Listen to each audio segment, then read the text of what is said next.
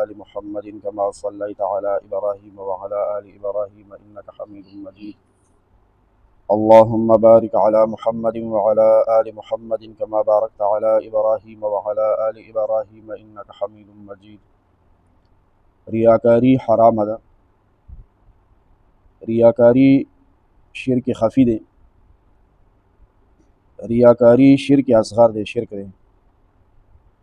1414 نمبر حدیث مبارک ده. 1616 نمبر.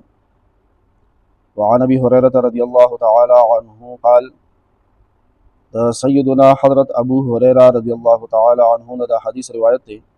الله تعالی دې راضي شي. الله پاک دې د خپل ځان ناراضي کی. الله پاک دې زما ستاسو د ټول امت د طرف نه بهترینی بدلی ورکړي. قال فرمای سمعت رسول الله صلی الله تعالی علیه وسلم یقول. ابو هريره رضی الله عنه فرمای ما پخپلا د جناب نبی کریم صلی الله علیه وسلم نوریدلی دي چې ارشاد فرمایلو پیغمبر علیہ السلام فرمایلی دي قال الله تعالی چې الله تعالی فرمایلی دي. ابو هريره رضی الله عنه فرمای ما نبی علیہ السلام نوریدلی دي. نبی علیہ السلام فرمایله چې الله پاک فرمایلی دي. دا سه حدیث شریف ته حدیث قدسی وایي. حدیث قدسی شریف دی. الله تعالی فرمای انا اغنى الشرکاء عن الشرک. د نورو شریکانو مقابله کې زه د شرک نه زیات بے پروا او بے نیاز یم. زه د نورو شریکانو مقابله کې د شرک نه زیات بے نیاز یم. من عمل عملا اشرک فيه معي غیری. وی چا چې داسې یو عمل وکړو چې د په دغه عمل کې ما سره بل څوک شریک وو. الله پاک فرمایي چا چې یو عمل وکړو او په دې عمل کې ما سره زمانه غیر بل څوک شریک وو ترکته وشرکه. بس زه د شرک سره پرېږدم. الله پاک وایي زه د شرک سره پرېږدم. رواه مسلم. دا حدیث امام مسلم رحمه الله صحیح مسلم شریف کی کتاب الزهد باب من اشرک فی عمله غیر الله په دغه ځای کې ذکر کړی دی. امام احمد رحمه الله مسند احمد شریف کې ذکر کړی دی او امام ابن ماجه او امام ابن حبان رحمهم الله هم دا حدیث نقل کړی دی. دا حدیث په شرح کې عالمانو بیا لیکلي دي چې حدیث قدسی دی او الله پاک فرمایي چې چا ما سره بل کس شریک کو عمل او په دې عمل کې ما سره بل څوک شریک کو، یعنی د بل د دکاوی د پاره د بل د خودنی د پاره کار وکړو نو دې ته ریاکاری وایي کنه. د ریاکاری ته د حدیث کې په خپل الله پاک شرک فرمایلو. دکلاوا خودنا ریاکاری دې ته شرک اصغر او شرک خفی وایي. په داسې کس باندې جنت لکه د مشرک په شان نه حرامېږي همیش د پاره. ریاکار مشرک شو خو هغه مشرک په شان نه دی چې په کوم مشرک باندې جنت همیش د پاره حرامي، بلکې د ریاکارۍ سزا به وخوري او بیا به آخر کې جنت ته راځي. الله فرمایي چې ما سره زمانه علاوه بل کس شریک کو. د دې څه مطلب دی؟ وی مطلب دا دی چې د عمل اجر او بدلی دا خو الله پاک ورکوي. لکه اوس موږ او تاسو د سهار مونځ جمع سره وکړو د دې د اجر او د ثواب ته مدار د چا نه یو؟ د الله پاک. داسې خو نه ده که نه چې د استاد نه به د دې اجر غواړو چې شابه د دې بدله موږ له راکړي، یا د امیر صاحب نه به بدل غواړو چې شابه، یا د حاجي صاحب نه، یا د بل سپینګري مشر نه، یا د کلي د خان نه. نه، دا وړوکي ته هم پته ده او لوی ته هم پته ده چې دا عمل موږ الله دپاره کړی دی، اجر به یې څوک راکړي. خو اوس یو بې عقله انسان هغه مونځ کوي د الله دپاره، خو د مونځ چې کومه ګټه ده که نه هغه بندګانو نه غواړي. څنګه د خلکو ته ځان ښکاره کړي او دا یې تمه چې بیا په مجلس کې زه مونځګزار ویلی شم چې والله دی خو د سهار مونځ هم کوي، دا مونځګزار دی. دا نیت مې نو لاړه بدله مې د چا نه وغوښته. دا چې په مجلسونو کې یاد شم دا هم د عمل یو ګټه ده که او د عمل ګټه خو څوک ورکوي؟ الله. او ما مخلوق نه تمه وساتله. یا دا چې د خلکو په نظر کې په نگاه کې زه نیک شم، نو دا د بل نه د عمل بدلل غوښتل دي. د یو نیک د دې نیک عمل نه هر یو ځان له چې والي هغه دا سبحان الله ولي ني، یو سبحان الله، دا یو الحمدلله او یو الله اکبر. حدیث شریف کې راغلی دي چې سبحان الله او الحمدلله دا دواړه په شریکه د بنده د نیکو د تلې چې کوم طرف ته کنه هغه ټول ډکوي. او هغه تله څومره د صفات شته.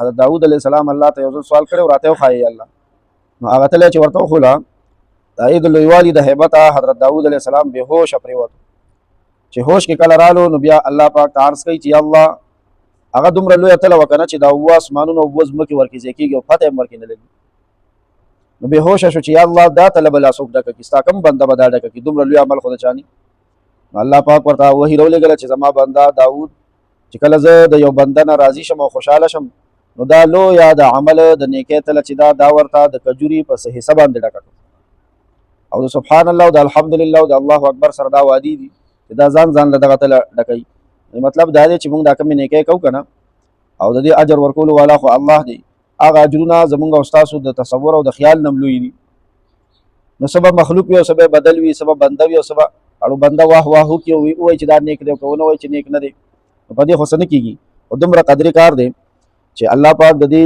حدیث قدسي په آخر کې فرمایي ترکته و شرکه چې ده پکې بل څوک ما سره شریک او دا بدل او د دې عمل ګټه د بل نه غواړي چې ما د خلق په نظر کې درون حساب کې نیک حساب کې دام یو قسم لا د بدل تمه ده د مخلوق نه الله وایي بس زه د شرک سره پرېږدم زه د دې شرک سره پرېږدم مطلب دا دی چې د دغه عمل ثواب دا ورله ختم کما د دې حدیث شریف نه معلومه شوه چې الله پاک فرمایلی دي چې ریا دا شرک اصغر دی خفي شرک ورته وایي دا بنده په ځان نه پوهیو دا دته منتقل شوي وي لکه د سور میږي لکه په انسان باندې ګرځي که نه چاته پته نه لګي چې په ما باندې میږي اشاراتو کې څه شی ګرځي او خبر نه او د پړه کې ریاکاری ننوتي وي هر عمل چې کوو خالص مخلص د الله د رضا دپاره وي او خالص مخلص د الله د رضا دپاره وړوکې نه وړوکې عمل الله پاک د اجر په اعتبار سره ډېر زیات لوی ډېر لوی اجرونه پرې ورکوي یو سړی به د محشر په میدان باندې